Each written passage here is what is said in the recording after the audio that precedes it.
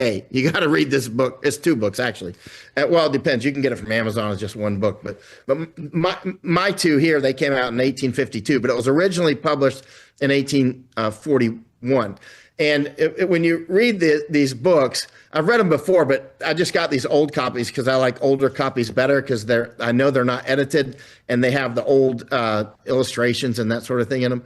But you will see that there really is nothing new under the sun. There really is.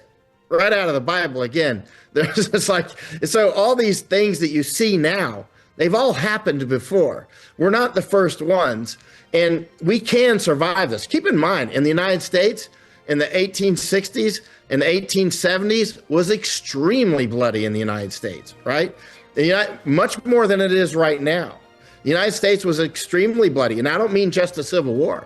I mean, the protests back then, it was guns up, man. I mean, they were going at it.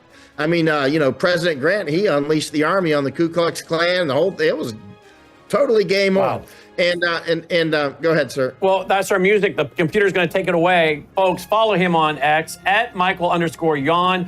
Michael, thank you so much. War correspondent, Michael Yawn. Talk to you tonight, folks. Take care.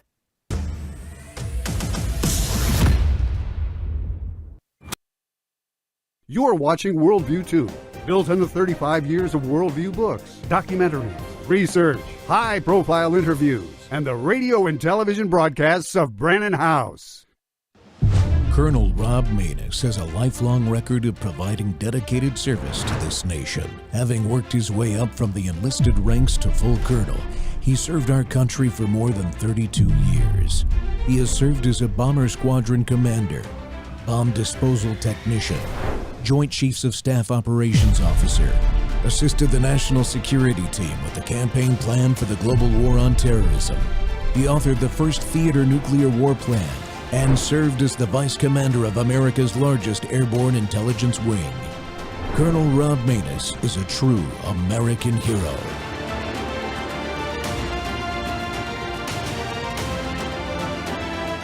This is Rob Maness Live. What I will say is you had Bernie Sanders on talking about rule of law and criticizing the president at the same time where you're seeing this lawlessness taking place in California and the president sending in National Guards to stop it. You've seen ICE agents attacked. You've seen their cars put on fire, stones thrown at them. This is unacceptable. And you're also talking about enforcement of our immigration laws.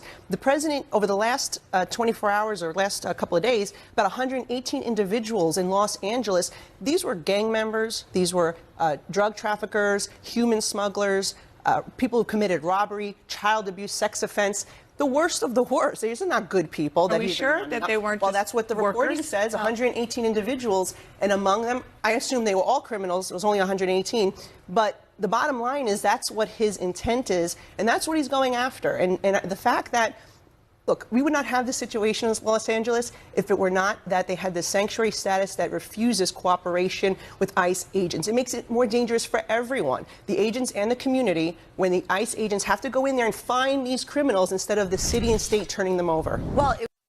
Welcome back to Training Tuesday. The Rob Maness Show is live on Worldview Tube and our X Spaces simulcast, while leading America forward with truth and principles. Can we really?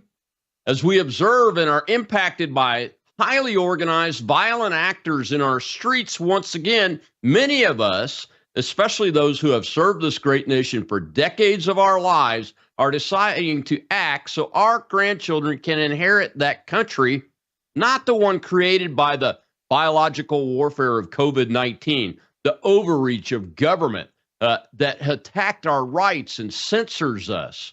We want them to have a nation that is so strong, the warfare you're seeing in the world break out today won't erupt. One where our adversaries won't ever dare, folks, to decide to fly drones and spy balloons over our critical military installations in our own country, a homeland where the people that live here and want to legally immigrate here love the principles we were founded upon and want to be a part of this wonderful experiment of liberty and prosperity instead of trying to destroy it. We are demanding a government that can be held accountable, especially at the highest levels in institutions like the United States military. One of those veterans who dedicated their lives to this country and the Constitution has a new book out. Yes, we are out here talking and writing, folks. And he addresses these very topics. My guest today is a friend of the show. He's senior geopolitical strategist, drone expert, author of this new book called Veritas Vincit. Let me interpret that for you in English since I don't speak Latin very well. Truth Prevails, a soldier's perspective on truth, faith, family, and freedom. He's a retired lieutenant colonel from the United States Army, a helicopter pilot, and his name is Darren Gobb. Lieutenant Colonel Gobb spent years of his life defending us and continues that service through working as a leader in the State Freedom Caucus movement and as an editor of multiple independent media outlets, and has made many media appearances on big networks like the Fox News and Newsmax networks. And Darren, welcome back to the Rob Maness Show, sir. I'm so excited that you're putting this book out, man. Hey, Rob, I'm excited too because I'm done. I don't have to work on it anymore. Hey, this was not on the bucket list, but it ended up there anyways. I'm working on one too, and I found myself in the same situation where you were. People were bugging me and have been bugging me for more than 10 years now to do it, and I finally did it. So I'm very happy for you because I'm not done. The writing's the easy part. Yeah. So we're going to talk about the book in the context of all the lunacy going on, obviously, through the video clips and all that. But I know the answer to this question, but the audience doesn't. What exactly inspired you to write this book, and why now? Well, and by the way, June 15th is its release date, in case anybody's digging now. All they'll find is a Kindle edition on pre-order. But and by the way, it's Father's Day selected for a reason. But ultimately, about 20 years ago or so, I had this idea of kind of writing a book. The title's been on my brain for that long. And of course, as a young captain, you think you know a fair amount. And as you grow, you realize how little you did know. So it's a good thing I never tried to write it then. And so much more has happened. But over the course of time, after retirement, people kept bugging me to write a book. And I just simply wouldn't write a biography. I was like, I'm not into that. I tend to have a problem with people who jump right into biographies and think that people want to read about their lives. It's just, I don't want to be in that arena. I wanted to be in the world of ideas and things like that. And so everything that basically took place from the COVID scam to the summer of love, all through the Biden administration, is the core behind this book. And although it addresses things that happened during that period and needs to have that context behind it, which I explained in the beginning, there are questions and ideas and thoughts throughout this, from the faith, family, freedom, leadership, military, geopolitics, all the above, that I ask. I think they're hard questions. I provide an answer or a perspective. And I welcome and relish the idea of many people taking a look and providing theirs as well, because it's all debatable, and that's fine. Yeah. Do you think it's hard for most of us veterans to write a book about ourselves? I mean, the idea of a biography, I did the same thing as you. I put that aside and I said, no, that's not the right thing to do. And mainly because I don't really talking about myself. Yeah, generally speaking, I think veterans still today don't like to necessarily talk about themselves and their stories and the things. They'd rather they elevate somebody else's story, and that's just our nature. If people are too eager to tell their story, advance themselves, I get a little concerned about their motives in the first place. So I do a 4-page bio at the beginning, just so people have a clue who I am and what I've done, just enough to hopefully establish a little bit of trust in a background. But, again, no desire to go 280 pages rambling about how, I ate mud as a kid or something. It's not important. But it is important for me to ask this question because it's in the context of current events, and I know you saw this X post. I think you replied to it, maybe, or quote tweeted it. The one about the soldiers sleeping on the floor that the lefties are picking on the president about, because shame on him, he couldn't even bring them beds and everything. What's the worst sleeping condition you had to endure in your military service? Well, yeah, I'm a retired lieutenant colonel aviator, but I'll tell you, my life started as an 11 Bravo light infantryman enlisted. So I once slept on a rock in a swamp and woke up covered in ants. That's about as miserable as it gets. That's pretty good. That's pretty good. I was enlisted too. My worst was sleeping on a sand floor in the Egyptian desert and waking up with about 10 scorpions crawling on me. The little white ones, the glowy ones that scare the heck out of you. If that was somewhere near Cairo West Air Base or something like that, I'm pretty sure I know where that is. yeah, you probably do know where that is. So we're seeing these things that we'll see in the videos and we just saw a little bit of from Congressman Militakis there talking about what's going on in Los Angeles and California and everything. Is that lunacy part of what you talk about in the book and your viewpoint of it, or did it inspire you to write certain parts of the book a certain way?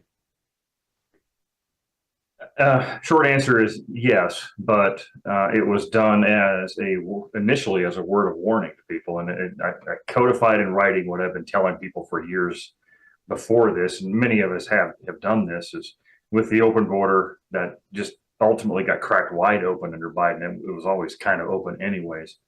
The implantation through that border of cartels, illegal aliens of all stripe, but specifically the cartels, the terror cells, and all this kind of stuff was a known entity. And part of what I wrote about and continue to write about is that we as America, despite the fact that Trump as president and other things might be looking a little bit on the upswing, those people are still all through the United States. We're seeing a little bit of what that looks like now, and our communities need to be ready for these kinds of riots and violence. Communities of all sizes, and they should have their own little neighborhood watches and things like that, because ultimately the police, even military forces, can get overwhelmed by 20 million people that came across the border, whether they're directly involved in this or just in some way supporting it. This is not the end of this. It's going to continue in some form, and that's kind of the word of warning in certain areas throughout the book. Is not only is, hey, this is coming, but here's what you can do to be ready for it as a community. Yeah, I mean, the first thing I noticed in the video clips coming out of LA, the first thing I noticed is that X platform was allowing independent journalists that are on the scene to show their videos without censorship on the platform. And that gave citizens the ability, and I'm kind of observing them write it out when I see what they write on things. It gave citizens the opportunity to hold that up against what the media like CNN and even Fox News is showing, and ABC, CBS, and NBC are talking about this, and just to show how silly the vaunted corporate press is in this country, as opposed to what these independents that are out there risking their necks, because they have to get up close. They don't have really long telephoto lens cameras and those kind of things. So they've got iPhones. Really, essentially, you got to get up there on it to get a good shot. And I think that's a good piece of news that's developed since Black Lives Matter. But the bad piece, Darren, and we'll talk about this in the next segment, and the shot the video clip that I show in the cold open will show some of this. The bad news is, since Black Lives Matter Summer of Love, the organizational resourcing, training, and tactics, techniques, and procedures appear to only have improved from what we're seeing. because there's a much more coordinated effort between the politicians' propaganda on the left, the NGOs, and I'm talking about all the way down to the city council level, from the governor to the city council in California. But not just the politicians' message, but it's coordinated with the message at the podiums and the message in the streets with the violent actors. And I'm not going to call them protesters. Those are not protesters that are out there conducting those violent actions. Those are direct action, violent actors that are being paid and trained by somebody.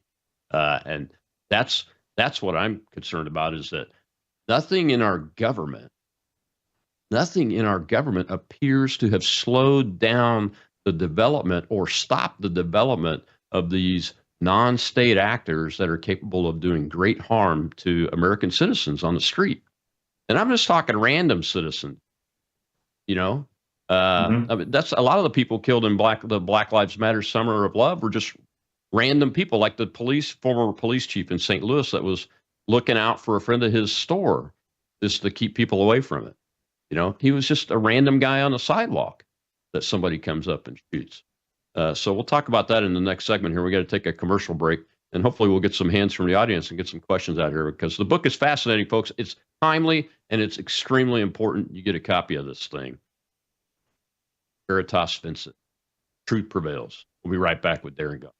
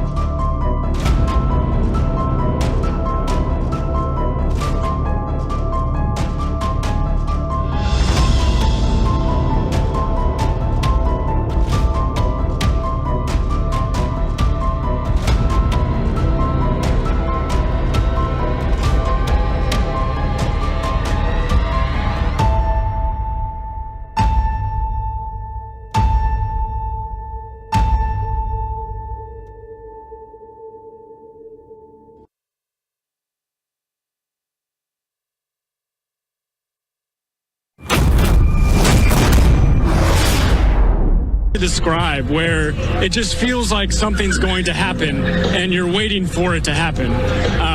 And you can look around, you see the National Guard in front of the federal building, but as far as this intersection where we're seeing all this take place, there's no local police to be seen. Yeah. And we have people handing out masks and gas masks, and we just saw people graffitiing the sidewalk right in front of this truck, and we've seen people doing burnouts in the street. There's no local law enforcement around. Let us clarify, because we've been showing a wide shot and from a different angle, a whole lot of officers on the other side of the federal building, almost behind you, and perhaps the visual is obstructed from your point of view.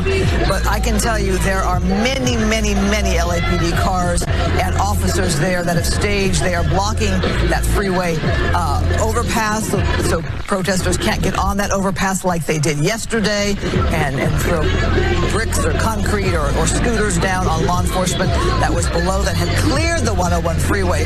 So perhaps they're not where you are, but there's a lot of them already positioned there. They're not getting caught off guard by a crowd gathered here.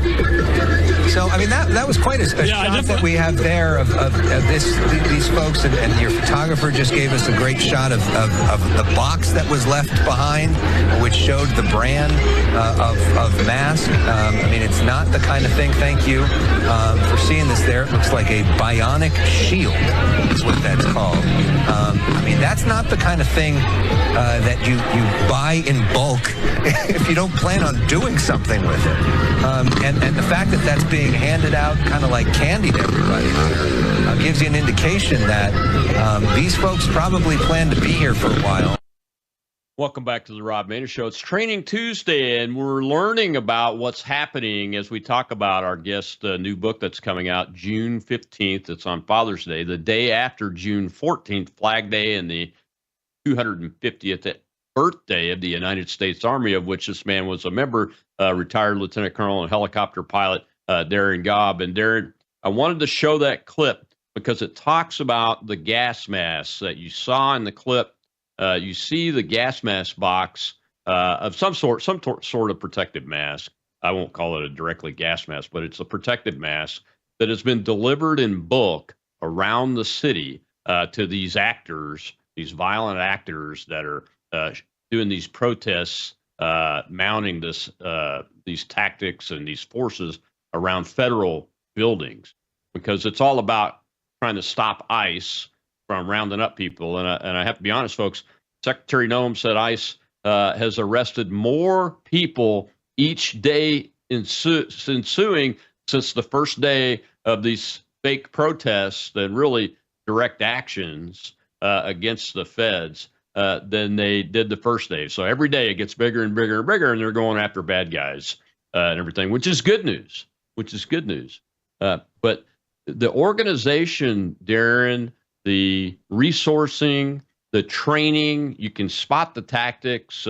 They'll pull park benches across the street and stop the police from moving and stop traffic from moving, so they can throw broken bricks and concrete blocks down from overpasses and break windows and really are hurting people and everything.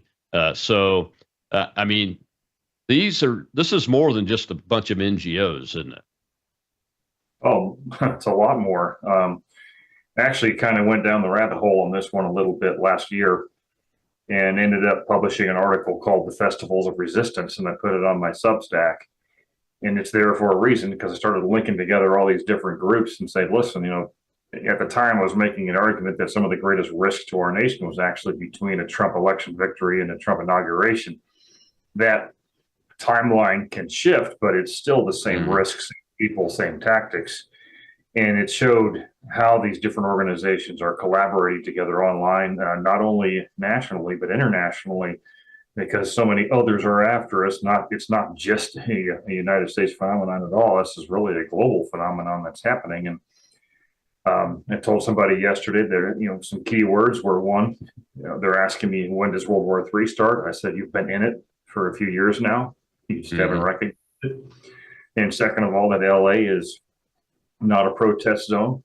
It's not even a riot zone. It's a combat theater at this point, and needs to be treated as such. And, somewhat jokingly, I think every single person arrested out there needs to be shipped to Alcatraz, and they can fend for themselves from there and build their own shelters, whatever it takes. This country means too much to people like us to let any of these people continue to live in peace, even on our dime in a prison. They need to go away. Yeah. Yeah. One of the questions that you ask in the book is, does our current government deserve to continue on this path that it's on? When we're able to get a president elected that is putting a pretty solid team, at least at the top leadership positions, together for his cabinet and the departments and everything. When I see that, and then I see the actions that he's taking that are competent, that are constitutional, that are well thought out. For instance, the National Guard and the Marines discussion here. The National Guard's been federalized to protect federal buildings and law enforcement officers, and the Marines, the 700 Marines, have been sent in to help them until they can get more National Guard troops, and which is all perfectly legal, constitutional. It just shows competence because its timing is good. It's having a positive effect without them even getting into conflict and clashes directly with these people. So from that vein, when I ask myself your question that you asked, I go, well, yeah, if it's working the way it's supposed to work, and look, this constitutional republic we have isn't supposed to function efficiently, really, in my opinion, but certain parts of it are, and this piece of it right now in this time, I would answer that, well, yes, it does deserve to be able to continue that, but we know what the flip side of that is. We just went through it with Joe Biden. That question was asked during the flip side, and I'm very happy to see I guess the follow-on statement inside the book is that the greatest form of revolution is a complete electoral victory, and we get back on the path the Constitution requires for this nation and how we're supposed to be governed. And Article 1 of the U.S. Constitution, Article 4, Section 4 of the U.S. Constitution, every bit of it says exactly what is happening in California regarding the federalization of National Guard forces and the use of the active duty U.S. Marine Corps is completely within the bounds of being legal, because the Constitution is the primary law of the land. It doesn't matter what anybody else says. So does the current form? Hope it does. Hope it continues to improve, and we can keep going with electoral victories and keep moving the ball down the field in the direction more towards liberty, more towards limited government, and the way this nation is supposed to be run. But if we did flip that back again towards something like a Biden regime, it doesn't matter, of course, who wins, because they'll probably just break out the auto pen from storage again. Right. And if that happens, then no, that form of government has no right to exist underneath, because frankly, it's a different form of government than how this country is supposed to be run in the first place. That's why I asked the question. So if the answer is no, we should be able to articulate reasons why. And if the answer is yes, we should be able to do the same. And even if it's a yes, but good, positive movement, right direction. If it's no, well, what do you do about that? Yeah, that gets me to another question that I wanted to ask you, but I got a hand up in the audience. I want to go ahead and take that real quick, and I'll hold my question to take this person from the audience. Shell is our host over there. Go ahead, Shell. We have Colonel Gannon Burton, sir. Yes. Hey, thank you.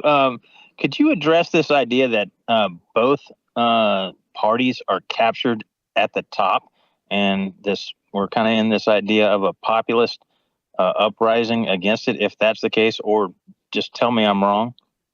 Thank you. Great question. Part of that series of articles I pushed, and it's actually in that book, is one titled talking about the uniparty is the greatest threat to America today. And at the top, I mean, let's just say that the RNC in Washington, D.C., in my opinion, is not necessarily representative of the GOP nationally and at the local grassroots level, which I'm a part of, and that's fine. But painting people different colors in Washington, D.C. inside the Senate and the House, the whole thing's just a ridiculous dance most of the time. And it's this idea that Republicans and Democrats, they like to put a show on in front of all the rest of us and say, hey, I'm in opposition to you, and flip the script around. And in the end, they all seem to be in bed with each other, working towards the same ends, and none of it is very healthy. There are clearly some standouts who are not part of that equation, but they stand out for a reason, because they're rare. Once you get into the states, at the legislatures, things get a little bit more diffused, which by design, of course, that reduces risk. And then you get down into your grassroots central committees at the counties, where even I serve as a chair for the GOP here in Montana.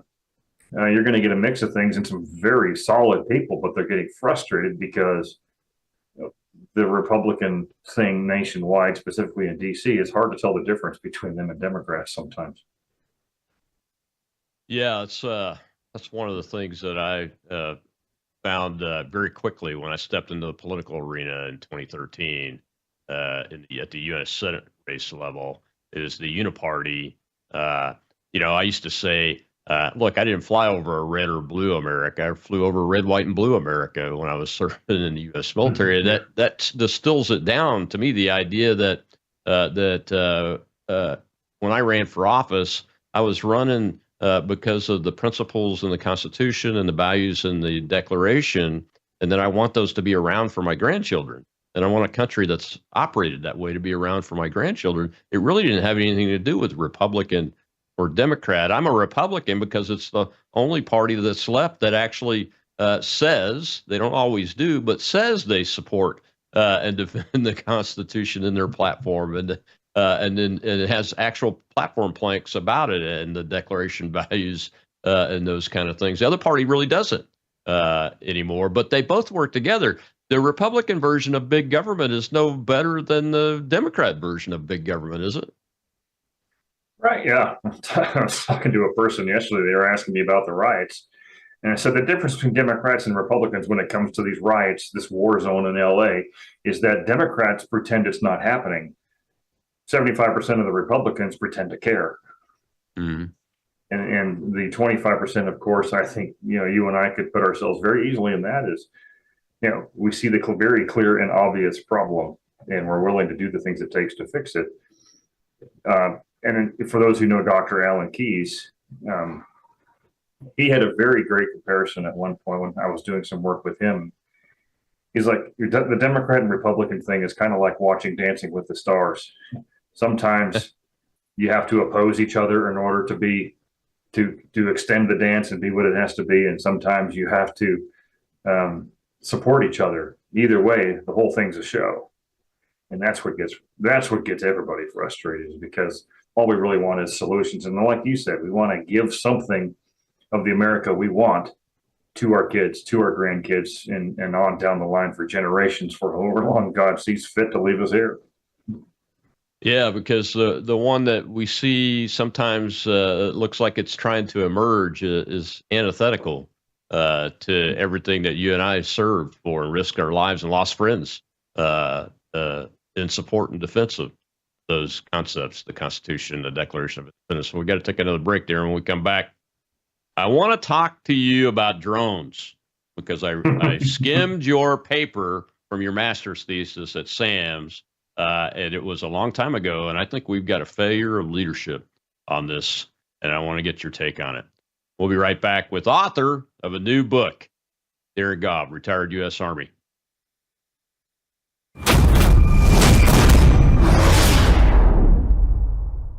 Hello, I'm Brandon House. I want to thank you for all your support at wvwfoundation.com that helps make possible pushing out 24/7 content for free.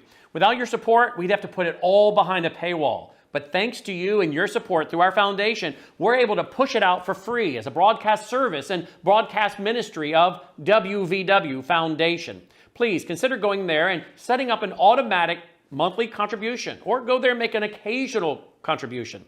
If you prefer to support us through the mail, you'll find our mailing address there at wvwfoundation.com. You can also call and make your contribution over the phone by calling 901-825-0652. That's 901-825-0652. Again, all these details are available at wvwfoundation.com. Thank you for your support as we try to help people around the world understand the times through the lens of a Christian worldview.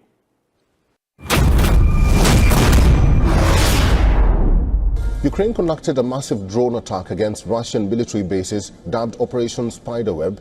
These strikes hit targets deep inside the Russian territory, thousands of kilometers from the front lines, and destroyed Russian bombers worth at least $7 billion.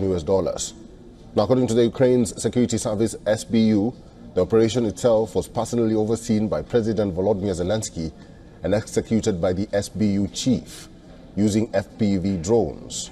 So what exactly are FPV drones? FPV, or first-person view drones, are smaller in size and have cameras built in the front which relays live video to the drone operator.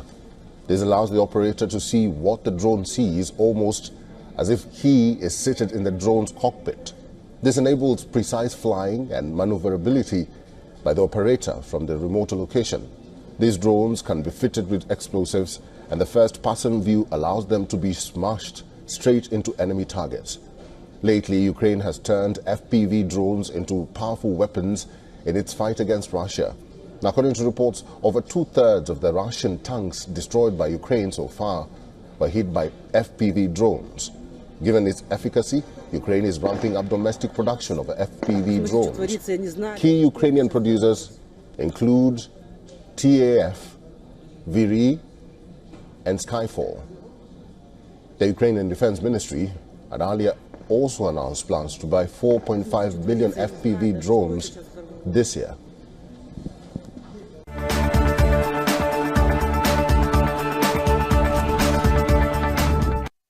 Welcome back to the Rob Maness Show. It's Training Tuesday, and we're talking with author of a brand new book that's going to come out June 16th, Veritas Vincent. Truth Prevails, retired U.S. Army Lieutenant Colonel Darren Gobb. And Darren, amongst the many other things that you've done in your life, you're a graduate of SAMS, which is, to me, as an Air Force guy, we understand that the Army calls it the School for Jedi Knights there. But what got my attention on you, though, was as I've looked at this drone thing, and I wanted to show that clip because it shows the consequences of what can happen if we continue to ignore this threat in a way that it appears that, at least locally, domestically, we are ignoring it.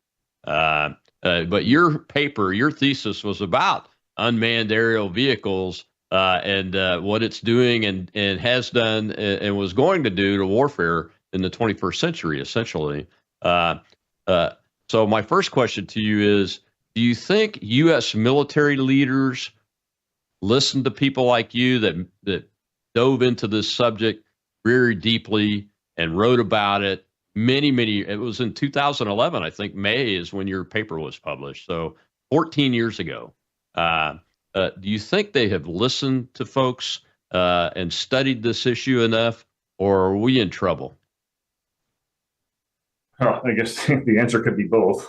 It depends on who the leader is. But yeah, it's certainly interesting today to be constantly hearing from people about how, oh man, drones are going to decide the future battlefield and the threats to different things. And of course, I started that research 15 years ago, and so it's 2011 is the publication, but it was over a year of research, and by the way, 5 years before that of actually living in the environment of training people how to use them, and a bunch of other things. So today it's more of a, I guess, seeing for real the anticipated threat that the paper lays out. It doesn't seem like enough listened. I'll put it that way. And the reason why I say that is because the three examples I gave in there about how to look at that threat was, first of all, China, peer-to-peer competitor, basically, industrial nation, large-scale conflicts, and how they would use drones to basically could use drones to overwhelm us, to make us spend ourselves into oblivion, and still be able to effectively counter much of what we do. Then I used Israel because they were really at the leading edge of a lot of this technology. And so that technology is going to proliferate, whether they like it or not. It's just the nature of how warfare has been through generations. No technology is new for long. And so you got to keep your edge. And then what's really important right now really is, I talked about drug lords and narco terrorists and cartels on the southern border of the United States, how they're going to use them and what that threat means to the United States. And those are just three examples. You could find more, but 85 pages was enough, I think, to make the point. And I often find that the one place in the world you don't want to go to is foreign policy or defense industrial complex think tanks, because they don't do a lot of thinking. Well, yeah, what got my attention was when the story broke last year, and I've done a couple of shows on this. I think you may have been one of my guests for part of them, is when I saw that the reporting that showed that 100 drones at night for 17 days in a row, and I think it was December of 2023, flew directly over Langley Air Force Base, Virginia's flight line every night. And the commander of Air Combat Command, the 4-star general, his deputies are all there. So you have more stars than you can shake a stick at there. The first Spider Wing is there, which is the F-22 wing, which is our leading combat platform from a offensive counter air perspective, especially. I mean, it beats everything.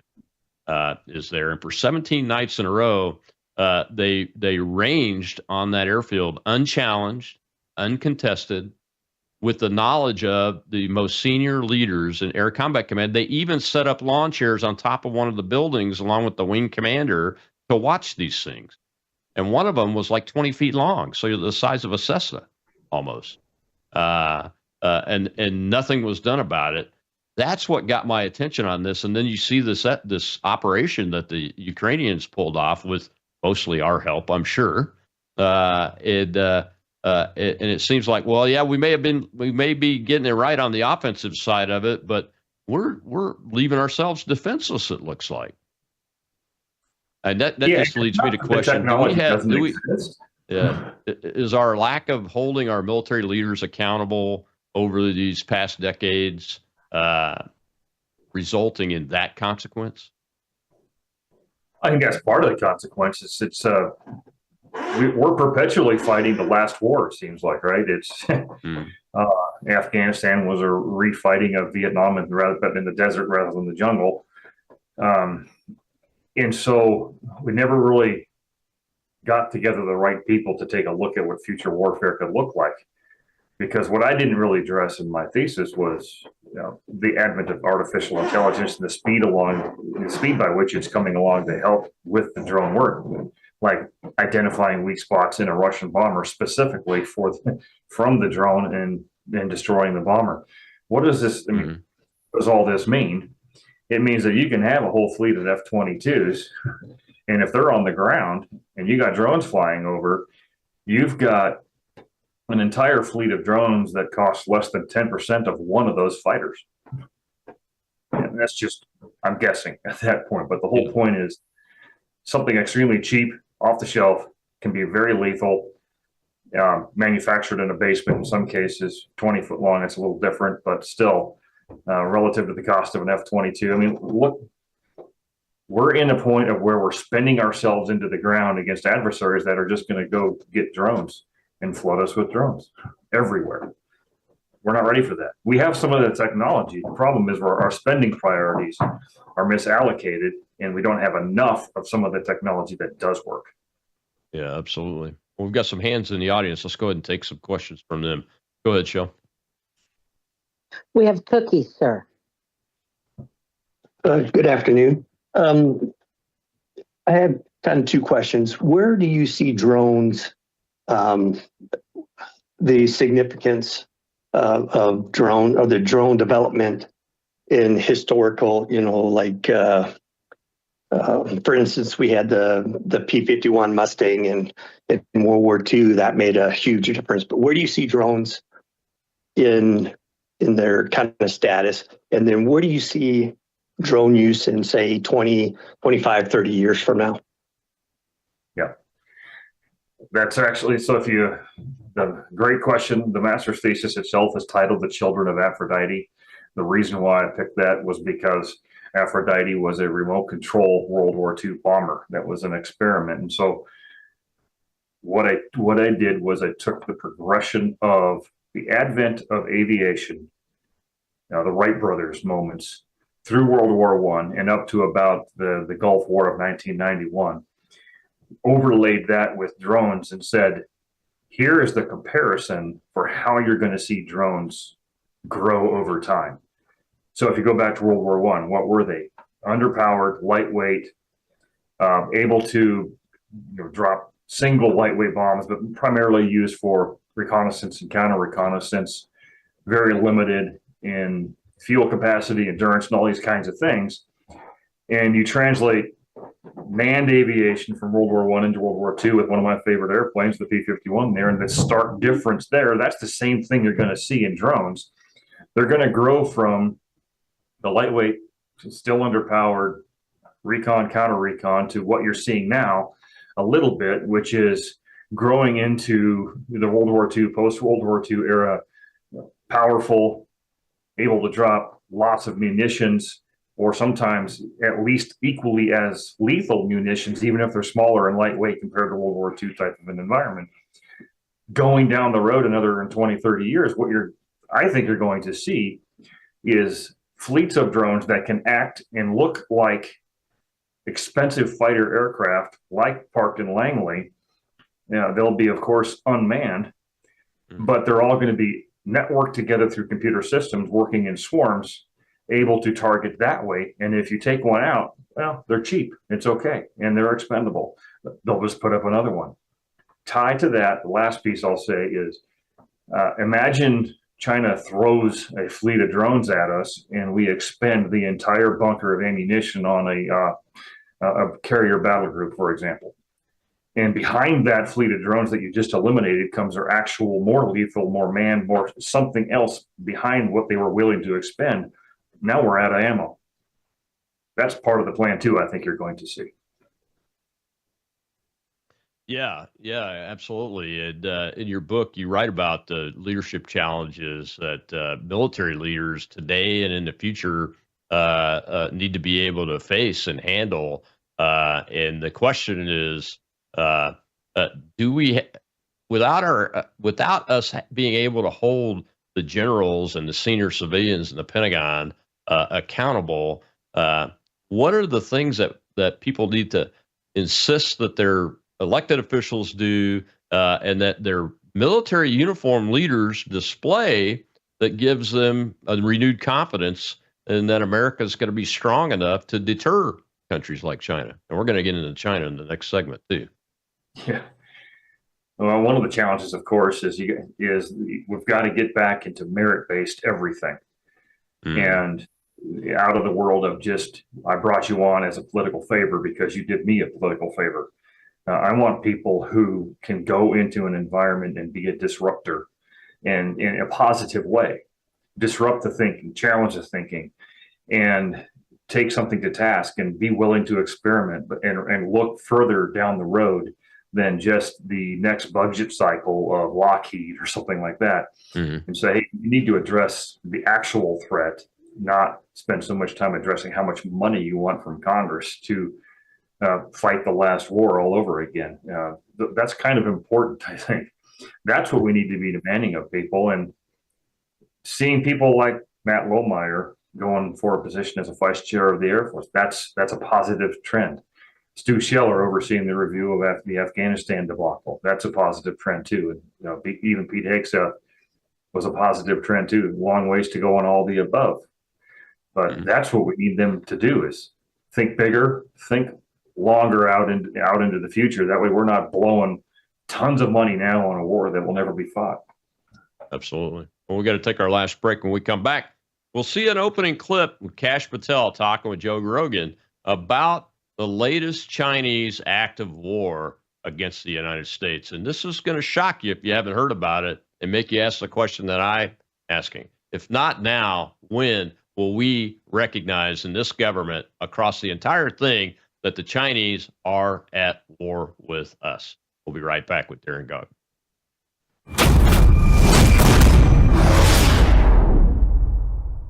Hello, I'm Brandon House. Is the government tracking you? Do they have access to all your data? Well, if you go to worldviewtalk.com, you'll find out about a cell phone company that, does not store your data. They don't do that. This is what they're known for. They don't store your data. You have privacy. You're not being tracked. That's why a lot of folks are turning to worldviewtalk.com. You'll find their prices are very competitive. All the details are there at worldviewtalk.com. Again, worldviewtalk.com. Oh, while you're there, not only do they have cell phones that aren't tracking you, you can find out about how to get a satellite phone. Should the whole system go down and you want to communicate with a family member or a loved one, you might want to have a satellite phone. Or how about their solar generators? They have great solar generators. Check them all out right now. Worldviewtalk.com, worldviewtalk.com. Ukraine conducted a massive drone attack. That's the vulnerability that we have for being such a free society. It is. We allow foreign nationals to come in and go to universities and start and do research and become the head of these different departments. And they're constantly reporting back to the CCP or coordinating with them. Yeah. Or Russia. Yeah. And they're not going to stop. That's the thing with these guys. It's just because you take one out. Unless you take a whole-of-government approach, unless you get buy-in from the American public. And again, this is one of those things that you would think is a national security issue, right? Yeah. But they'll politicize it. They'll weaponize it. The Post will write about it one way, and it probably won't even make the headlines in a number of other outlets because they don't want to talk about that. Has the New York Times written about this, Jamie? I have no idea.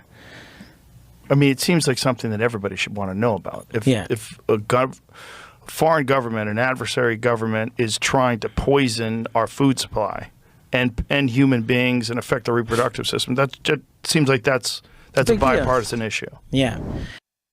Welcome back to the Rob Maness Show. It's Training Tuesday, and we're talking with author and retired U.S. Army Lieutenant Colonel Darren Gobb. His new book, Veritas Vincent, The Truth Prevails, about not just his life, but about questions that he has developed and asked to get and tried to get answers to, and has some answers to them throughout, especially the last few years in this country, so that we can leave our grandchildren a United States of America that's a constitutional republic underpinned by the values in the Declaration of Independence and everything that we hold dear. And Darren, that little clip there is recent. It's from Joe Rogan. It's Kash Patel talking about the fungus bioweapon that was being smuggled in. And before we went on the show, they had caught a third Chinese individual that had helped do the smuggling into the United States through research programs, university research programs.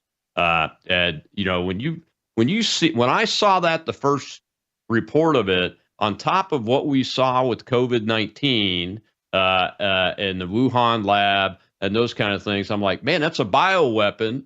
And I also watch HBO and The Last of Us series that's going on there is a bioweapon fungus type development that gets into the plants and the trees, and it becomes starts being able to infect people, of course, and destroys crops, those kind of things. This is incredible. I mean, that's an act of war, isn't it? Well, it is an act of war, and it's just another one of those things that you warn the people about for years. And when it happens, all you can do is say, okay, now go from the warning to the here's what you're going to have to do about it moment once again. Same like what happened with the drones. It's like you get tired of getting out there and say, warning people about certain things. And sometimes it's due to a lack of outlets that word doesn't necessarily get out. That at the beginning of this show, that's one of the things you highlighted, the importance of the fact that since that Summer of Love, your show and so many other things that have grown up and sprouted and they're not accepting the fact that there's only a few main media outlets that you have to listen to. You got to listen to everything and figure out who's telling the truth and who's not, and go with the people who are telling the truth, because the truth is all that matters. And this is just another one of those cases. For example, the people I work with on a volunteer basis around the country, we submitted a 30-page report to Congress about the Chinese buying land, buying commodities, specifically around military bases. But it's not just the land, the surface, it's the mineral rights underneath, it's the commodities like lumber on top. And we showed how we used an example of Mississippi where one way or another, meaning either the Chinese own something directly or the Chinese own something through a surrogate, but be it a foreign nation or even through an American company, that they owned up to 70 to 75% really of Mississippi in some way or form. That's what really started that conversation nationally about their influence in that regard. But it goes beyond that. It's the Confucius Institute. It's the police stations. It's the simple fact they're here to conduct industrial espionage and take as many secrets as they can get. They don't copy well, but they do copy, and it saves them all a bunch of research and development time. China is not going to invade the west coast of the United States with an aircraft carrier. They've already invaded this for 30 years with an ideology that is more concerning than anything else they could launch. Yeah, and this launch of the direct action forces out west in California right now, and I think they had some type of direct action in San Francisco last night, or it's planned for tonight through the Antifa branch of the paramilitary organization.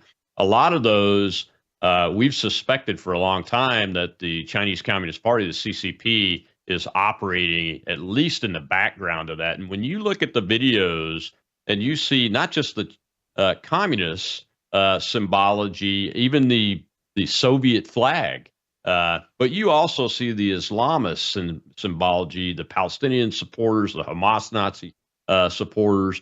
That's all over these crowds and these professional-looking signs, the defensive personnel protective equipment that's being bought in mass, and the training that's going on. It's much, much more than NGOs I'm a volunteer on a group called the Committee on the Present Danger of China, and we have issued report after report like you guys have and sent them to Congress. They've written books. And the question we're asking ourselves today is, if not now, when? Should Congress put us in a state of war? I mean, even the idea of doing a declaration of war or a declaration of Cold War is out there, because we have said that they were in a Cold War with us, but we had not been able to move the government or anybody in the government enough to put us on a footing that, like we were similar against the Soviet Union for many, many years. And that's a challenge, I think, that one of the things you talk about in your book is the geopolitical strategy for the future and those kind of things. And if we can't do that, what does that say about us if we can't have the brightest minds outside of government and inside the government be able to get the government to acknowledge and put the country on the right footing so that we can defend ourselves without having to go to kinetic war? That's a major problem, isn't it? It is a major problem, and unfortunately, it could also get us to the position where we have no choice and we're forced to be citizens defending ourselves. And that's not something we want to see on the streets of America by any stretch of the imagination. That's just that kind of is possibly the very worst case scenario. But we've been invaded. There's no other way to describe it. The proof I need has been seen in spades, and that's because NGOs, the United Nations, many others, moved these people through an old army base in Panama, up through Mexico into our southern border. They were well funded. They had a logistics plan. It was an operation. The only difference between a normal invasion and this one is because they came across not in a uniform, not in formations and units. They came across with families and kids and cartels and you name it, in civilian clothing. But it's the same thing. You basically have a million Trojan horses that just walked across the border during the Biden years, and they've been activated now, and we're beginning to see it as warned. It tells us that the lack of government response in many cases tells us that they are either complicit in some way, owned by the CCP in some manner, or that they just choose to be completely ignorant of the reality of what's going on around them.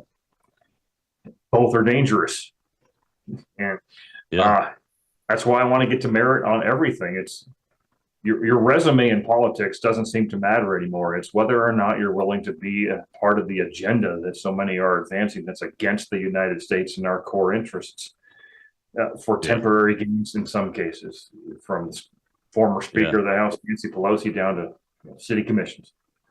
Yeah, and one of the questions you asked, and this is why this gets to the core of why I wanted to do this segment in your book, is what do you do in case of economic collapse in the United States? Because with activity like this fungus, if it were to get out and destroy our food, which is also part of our energy, ethanol and those kind of things that we, and biofuels that we produce, not in very large numbers, but it's enough to have an impact to drive us to have to make more regular gasoline without it, and those kind of things, which drives things and requires resources. What do you give people a taste of what you talk about how to be prepared for an economic collapse, if God forbid it were to happen? And this has actually been a fairly popular topic with a number of places I've traveled to and spoken. And I said, first of all, we don't want this to happen. Of course, we don't want this to happen. But if you go into this blindly without being ready, then shame on us. And I would rather be ready and have nothing happen, and that's okay, than have the reverse. So what I teach people, basically, using my background as a former Army survival instructor and many other things along those lines, the pursuit of gold and silver and all this kind of stuff as an alternative currency is fine if you first address your immediate needs in that situation, which is, do you have food, water, shelter, medical supplies, and things that are unique to your family or individual needs? on hand for at least 6 months, if not a whole lot longer. I mean, I'm sitting here with about 3 years of stuff. And I hope it's a wasted effort, completely useless and not ever needed. But in the event of an economic collapse, given the debt and everything else we've got going on, I think it's worth it to take a serious look at how we are positioned and say, okay, I've only got 2 days worth of food in my house. By the way, doing that kind of preparation, you don't have to, you're not trying to build a militia of some sort here like people imagine in their minds. Right. If you have an earthquake and get cut off, if you have fires and get cut off, all of this is useful for that. People need to be thinking about, how do I get through the initial stages of a catastrophe to be able to survive for a period of time to the point where we can get back to self-sustaining again and then potentially rebuild a nation's economy. That's the long-range vision of the whole thing, but it starts by taking care of yourself and your family and then growing out from there into the community with those you trust. Yeah, that's truly an American idea right there. We even wrote it down in the Bill of Rights with the Second Amendment and the First Amendment, the freedom to gather and speak our mind, those kind of things. Well, Darren, tell folks where they can get the book on June 15th and where they can find you on social media.